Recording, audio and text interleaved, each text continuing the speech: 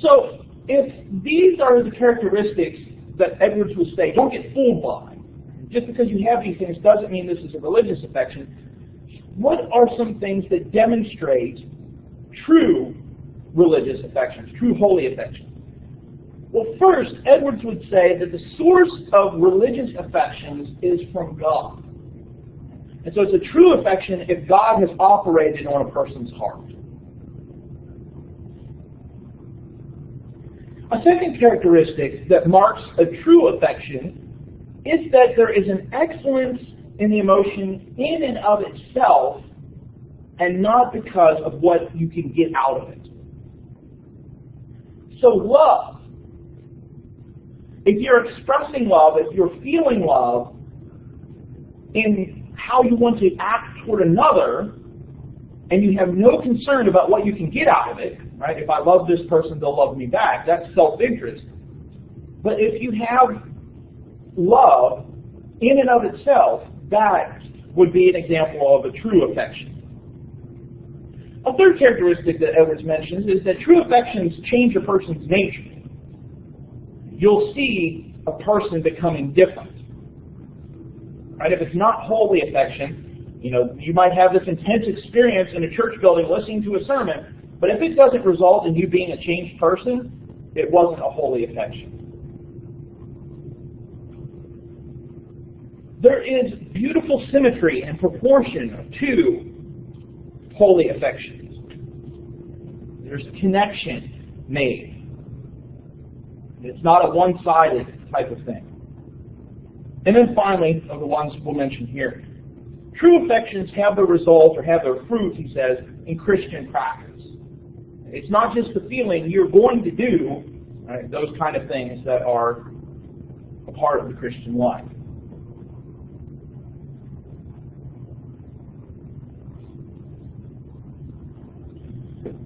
Edwards' reputation continues to grow internationally, and he even tries to keep up with international developments, news, work them into his sermons.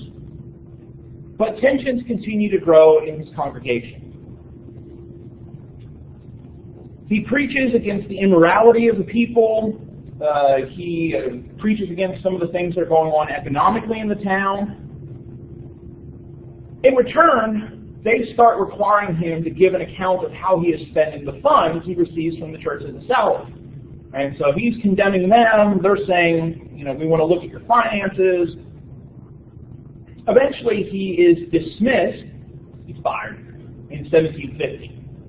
In his last sermon, his farewell sermon, he preaches about the Day of Judgment, and essentially how both the minister and the congregation will have to appear before Christ and give an account of what had happened at that church, with Edwards essentially claiming that he's going to be vindicated. If you were preaching, would you like to preach that sermon? Right? You're going to have to stand before God for firing me, right? He ends up preaching for a small congregation, but he also becomes very interested in evangelizing Native Americans. And so he spends a lot of time preaching with Native Americans. He eventually is asked to become the president of the College of New Jersey, a college that will later be renamed Princeton. So he serves as the second president of Princeton, but not very long. As he arrived there, there is a smallpox outbreak. And Edwards takes the inoculation for smallpox, but there's an infection in it. And so he ends up getting very, very sick from the infection. He doesn't get smallpox, but he does get an infection, and a few weeks later dies from the illness that resulted from the vaccine. Edwards has been extremely influential in the history of American Christianity, shaping a lot of other preachers, a lot of other the preaching, the theology. And in fact, there are a lot of modern preachers as well who would emphasize how important Edwards is. And at various times in American religious history, people have kind of gone back to Edwards. Probably about 7 or 8 years ago, Christianity Today, in talking about the impact of Edwards, had a cover of their magazine of a T-shirt somebody was wearing that said, "Jonathan Edwards is my homeboy." All right, so every so often he kind of appears back, in the thinking of various people. In the 18th century, though, one group that was really impacted by Edwards is what became known as New Divinity, or consistent Calvinism.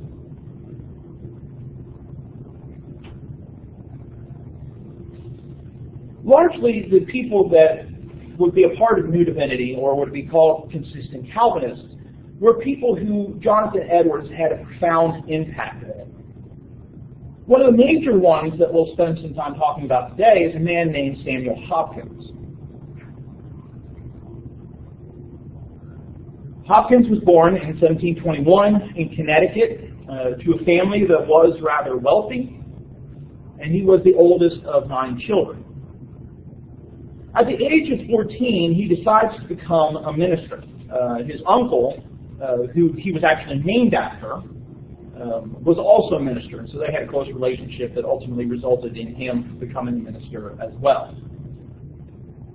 And so in 1737, standard age, the 13, 14-year-old, he enters Yale and starts college there. The year that Hopkins graduated, 1741, Edwards offers the commencement address. And that impacts Hopkins a lot. And he decides that he is going to live with Edwards and allow Edwards to mentor him as he's kind of continuing to prepare for his ministerial education. And so Hopkins spends several months studying with Edwards in the 1740s, and eventually is licensed to preach in New England as a minister. And throughout the next 16 years, Edwards would continue to influence him. Largely, the view of ministry that Edwards kind of promoted and that these consistent Calvinists kind of picked up on was often a ministry that would downplay the practical day-to-day life of the congregation in favor of theological speculation. Right? And so they kind of emphasized the life of the mind rather than the life of the congregation. And so the Edwardsians tended to de-emphasize the pastoral care, we might call it, of ministry, right? Connecting with the congregation, less of a concern with secular affairs, and a focus on the life of the mind. Ultimately, these people who followed Edwards were trying to create this consistent Calvinism because of the Arminianism that they were seeing in New England. A lot of people who were heirs to the Puritans had often adopted a moderate Calvinism or had become completely Arminian. And so Hopkins and these other Edwardsians were trying to argue that the will of the human being doesn't participate in salvation. It has nothing to do with your own ability to choose. You don't have free will in this matter, is what the Calvinists were saying. Many of these ministers who fit into this consistent Calvinist school were younger men who were influenced by Edwards and had attended Yale in the mid of the 18th century and were caught up with the revivalism of that period.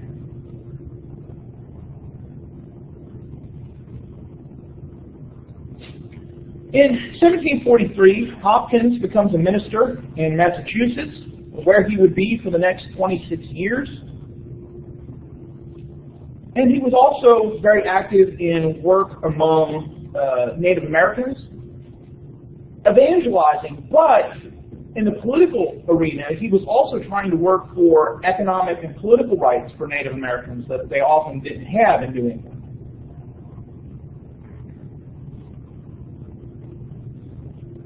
In 1759, Hopkins publishes his first work entitled Sin Through Divine Interposition, An Advantage to the Universe. Sin, an Advantage to the Universe. Essentially, this work claimed that God had willed sin, not just permitted it, but had willed sin so that the greater good could be achieved. So, the idea was God allowed sin to enter the world, or God actually chose sin to enter the world. He's not saying God's responsible for sin, but willed sin so that the greater work of Christ could be done. You can probably think how this would have been an offensive idea for a lot of Christians, that God actually willed sin to take place. In 1765, he publishes an inquiry into the promises of the gospel that largely offended a lot of the moderate and liberal Calvinists. And one detractor claimed that Hopkins was promoting what he called new divinity. So largely it's a pejorative term, but is later one that sticks. The theological controversy that Hopkins is engaged in eventually spills over into his church.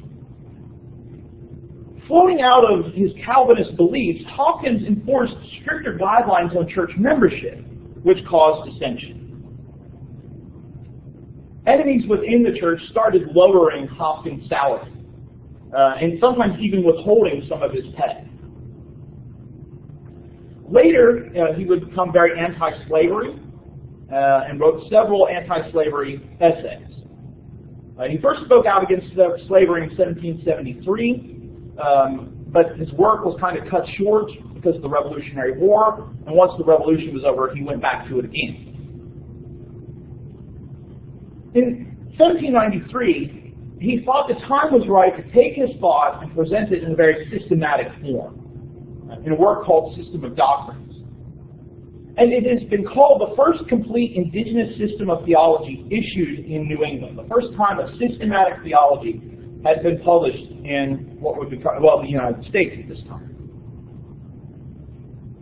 Key to Hopkins' thinking is disinterested benevolence.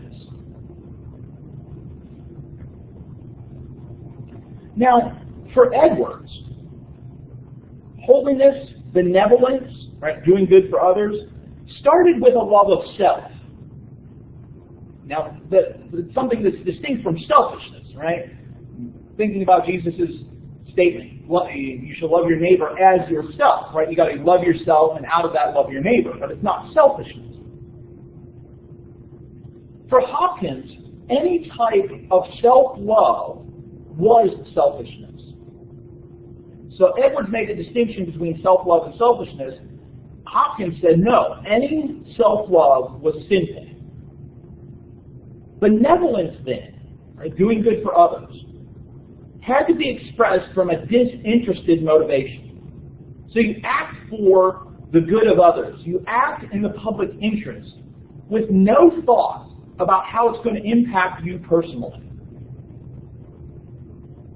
He even went so far to suggest that a person should have the attitude of they were willing to be punished in hell so that others could be saved.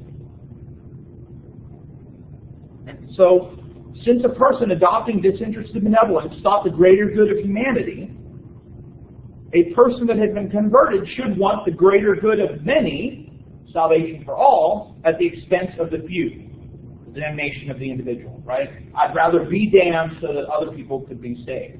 Paul, of course, says something similar in Romans, where he talks about, I wish I could be accursed for Israel. But where Hopkins is controversial with this attitude is that he argued that Christians must have that attitude. It was a mark of the true Christian. So if you didn't have the attitude of, I would rather be lost in hell so that other people could be saved, you weren't a true Christian for Hopkins. We've already talked about how Hopkins believed that God positively willed the existence of sin, right? It's not an accident or a consequence of free will. It's God choosing sin to exist.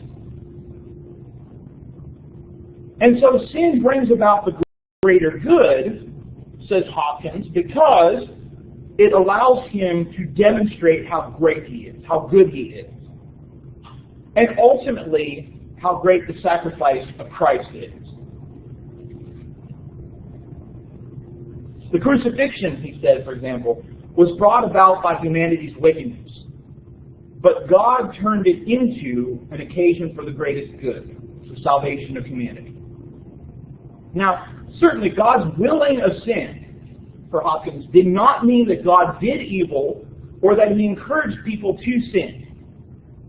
They were still responsible for their evil thoughts and actions, but God counterbalanced that evil with even greater good. In 1799, Hopkins had a stroke and became partially paralyzed, and the stroke led to slurred speech as well. 4 years later, he suffered a second stroke and then died a couple months after that on December 20th of 1803. Questions about Edwards or Hopkins or the New Divinity?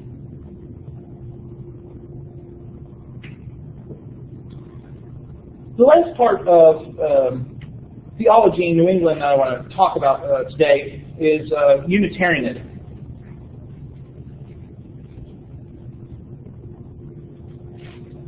For the Puritan churches in New England, and then their successors as we get into the 18th century, I mean, it's really, by the middle of the 18th century, you can't really talk about Puritans anymore. Puritanism has kind of evolved into the Congregationalist church.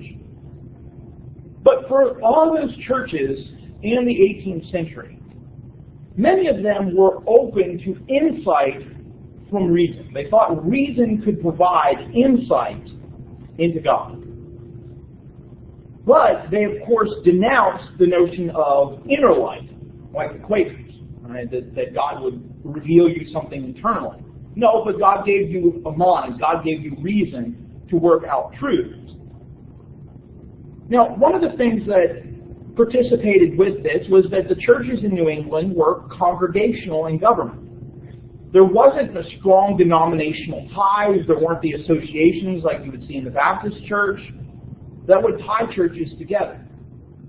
And so as doctrines diverged, as innovations in doctrine took place, there isn't the way to suppress it like in an institutional church where the governing board or the leader over the region can say, I'm removing this minister from being a minister there, or putting pressure on the church. There wasn't that kind of thing in New England in the 18th century. Reason, of course, was often used to discuss the Bible and Revelation, and so it was a very important part of the New England mind. In the midst of this develops Unitarianism. And largely it develops out of the resistance to revivalism that was going on at the time. And so while Edwards is applauding revivalism in the mid-17th century, others were condemning it. That the ministry of people like Edwards and others was contrary to what true religion was about. These anti-revivalists felt that the preaching styles and the church practices of the revivalism was lower class. Religion was to be something reasonable and refined. And so reason was concerned about order, not only in society, but in the church. And the emotionalism that was present in sermons like Sinners in the Hands of an Angry God, with people weeping and wailing and rolling on the floor, this was contrary to good order. And so in response, these individuals, these anti-revivalists, made the sermon more like a lecture, where the emphasis was on how well you could speak. How skillful were you in your rhetoric? So the concern was more with polishing the presentation, and the critiques of the sermon were more about the style rather than the content. Now, one of the things that these anti-revivalists tended to do was to move away from the point nature of conversion, right? That you're converted at a specific point, to talk about the Christian life as a continual rational process of self-dedication. Certainly conversion could happen for these anti-revivalists, but the question was whether those things were really necessary.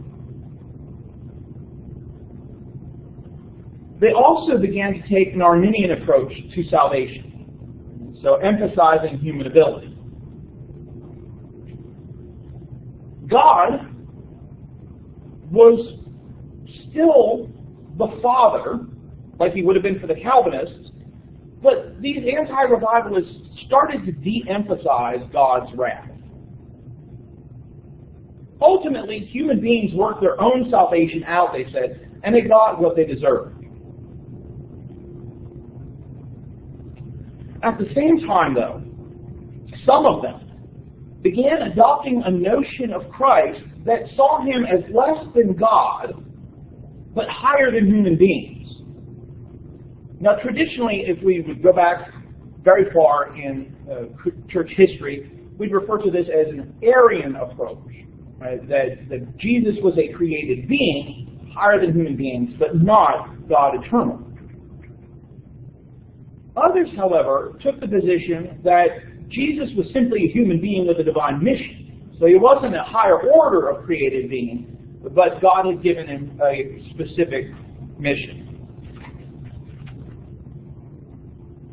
They became known as Unitarians because it was in opposition to the Trinitarian view of most Christians, right? God as three persons, Father, Son, and Holy Spirit, but one substance.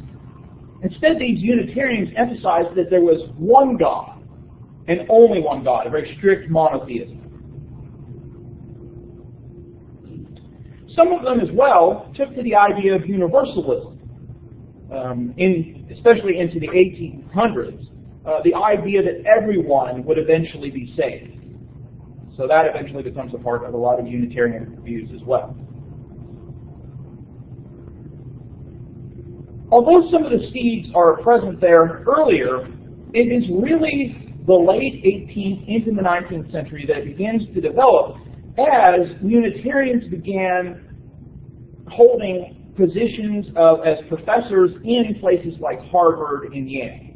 So as Unitarians became people that were teaching ministers, more and more ministers coming out of New England started adopting Unitarian practice. But Unitarianism was around in the 18th century. We talked about John Adams, for example, being Unitarian, very, very condemnatory of Calvinists as well as Catholics. This idea kind of really developing into something in the 19th century. What questions do you have about Unitarianism? Again, it's one of those things where we don't have a lot of time to spend on it, but I did want to kind of forget to bring it up.